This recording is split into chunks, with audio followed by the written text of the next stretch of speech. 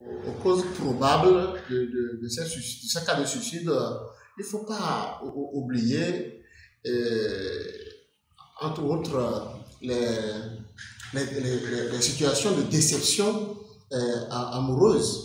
Et il y a la dépression qui s'ensuit, il y a des jeunes qui ne s'entendent plus, ou bien il y a quelqu'un qui ne veut plus de la relation et l'autre est en format amoureux et choisit le mauvais chemin qui est le suicide.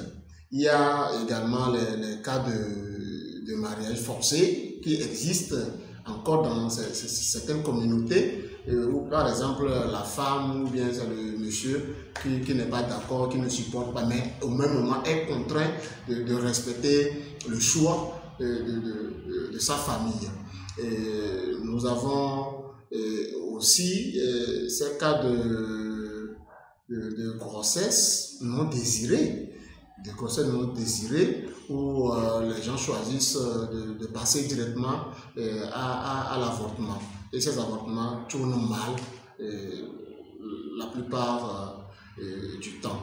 Et quand je parle par exemple de ces histoires de déception amoureuse, ce n'est pas forcément que les gens choisissent de se suicider, à mon avis, mais des fois c'était un cri de secours.